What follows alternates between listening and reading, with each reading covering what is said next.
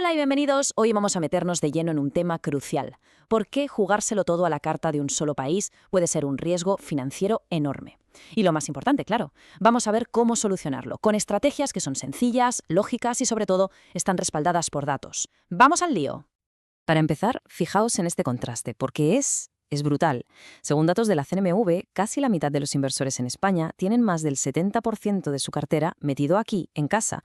Pero es que España, como país, representa menos del 1% de la economía global. O sea, estamos apostando la inmensa mayoría de nuestro futuro financiero a una pieza diminuta del tablero mundial. Así que la pregunta cae por su propio peso, ¿verdad? ¿Es esta de verdad la apuesta más inteligente que podemos hacer? Antes de saltar a los datos, creo que es bueno que nos paremos a reflexionar un momento sobre esta cuestión. Vale, ¿y qué vamos a ver hoy? Pues aquí está nuestra hoja de ruta. Primero, analizaremos bien el riesgo de invertir en casa. Luego, echaremos la vista atrás a las lecciones que nos da la historia. Entenderemos por qué caemos en esta trampa psicológica del sesgo doméstico y, por supuesto, veremos la solución, la diversificación global y su impacto real, que es enorme.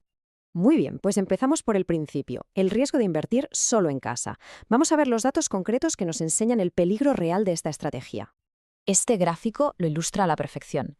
Es que casi la mitad de los inversores, un 43%, concentra un riesgo altísimo en un único mercado. Y ojo, que esto no es algo anecdótico, es un patrón de comportamiento muy extendido y tiene unas consecuencias financieras que, como veremos, son muy serias. Pasamos ahora a la segunda parte, porque esto no es un problema teórico, ni mucho menos. La historia durante más de un siglo nos ha dejado advertencias pero que muy claras. Lo que vemos aquí es tremendo. Hablamos de mercados enteros que literalmente se esfumaron. Imaginad ser un inversor en la Rusia de 1917 o en la China de 1949. Lo perdieron absolutamente todo, 100% de pérdida. Y no son los únicos casos. Alemania, Austria, Argentina. Quienes concentraron todo su patrimonio en su país simplemente lo vieron desaparecer. Y aquí está la matemática, que es brutal.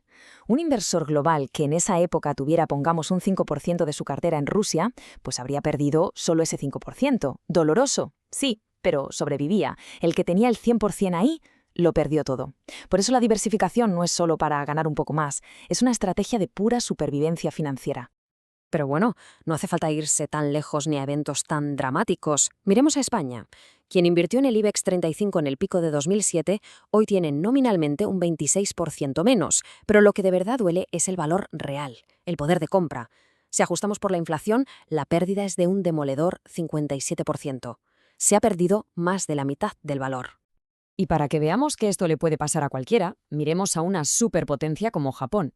Su índice, el Nikkei, tardó 34 años solo en volver al mismo número que tenía en 1989. El poder adquisitivo real de ese dinero no se recuperó jamás. Mientras tanto, un índice mundial en ese mismo periodo se multiplicó por 8. Todo esto nos lleva a la pregunta clave. ¿Por qué se toman estas decisiones tan arriesgadas? Pues la respuesta, como casi siempre, está en nuestra propia psicología, en una trampa mental en la que caemos muy fácilmente. Esta trampa se llama sesgo doméstico, o home bias en inglés. Es esa tendencia tan natural a invertir en lo que nos suena, en lo familiar, en lo que creemos que controlamos. Nos da una falsa sensación de seguridad, pero como demuestran los datos, es una ilusión que puede salir muy cara. Y que nadie se engañe, este sesgo es universal. Un estudio muy famoso de Vanguard demuestra que el inversor medio, sea de donde sea, concentra un 65% de su cartera en su propio país. Para un británico, eso es apostar al 4% del mundo. Para un español, es apostar a menos del 1%. La desproporción es sencillamente gigantesca. ¿Y cuál es el coste real de caer en esta trampa? Pues un estudio de la Universidad de Chicago le puso número. De media, este sesgo reduce la rentabilidad ajustada al riesgo en un 1,8% cada año. Puede no parecer mucho, pero a lo largo de una vida de inversión eso se convierte en decenas, si no cientos de miles de euros que se quedan por el camino. Pero bueno, basta de problemas, pasemos a la solución. Porque la buena noticia es que para un problema tan grande, la solución es sorprendentemente sencilla y a la vez increíblemente potente. Aquí tenemos 3 formas de implementarla para todos los gustos. La más básica, que ya es un salto de gigante, un solo fondo que siga al índice MSCI World. Ya está. Con eso cubrimos las 1.500 empresas más grandes de los países desarrollados. Un paso más, añadir un poquito de mercados emergentes. Y la opción más completa, un solo fondo que lo cubra absolutamente todo, el MSCI ACWI. En esta tabla se ve la diferencia muy clara. En la CW es la diversificación máxima en un solo producto, casi 3.000 empresas de 47 países. Como veis, la rentabilidad histórica de ambos es muy parecida, así que las dos son opciones excelentes. La clave, el verdadero salto de calidad, es pasar de un solo mercado al mundo entero. Y un apunte crucial, esta estrategia de diversificar por países, o sea, el qué comprar, funciona todavía mejor si la combinamos con la diversificación en el tiempo, es decir, haciendo aportaciones periódicas. Con una, reducimos el riesgo de habernos equivocado de país, y con la otra, el de habernos equivocado de momento. Es la combinación ganadora. Y con esto llegamos a la última parte. Vamos a aterrizar todo lo que hemos hablado y a ponerle cifras reales, para que se vea de verdad el impacto que tiene tomar una decisión u otra. Vamos a imaginar un escenario real. 2 personas invierten 100.000 euros. Y lo hacen en el peor momento posible, justo en el pico del mercado de 2007, antes de la gran crisis. La primera persona concentra todo su dinero en el IBEX 35. La segunda lo diversifica en el índice mundial, el MSCI World.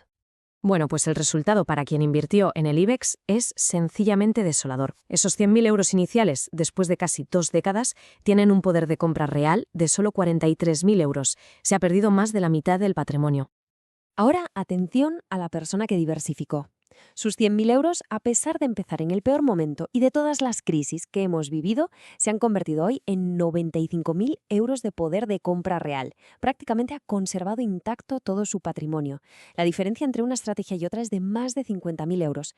Es brutal. A veces, cuando se habla de esto, surge el argumento emocional de que invertir fuera es antipatriótico. Pero esto no va de patriotismo, va de matemáticas y de gestión de riesgos inteligente. De hecho, las propias empresas del IBEX son globales. Invertir en un índice mundial es simplemente una forma mucho más segura y eficaz de gestionar el riesgo. Y con esta idea nos tenemos que quedar.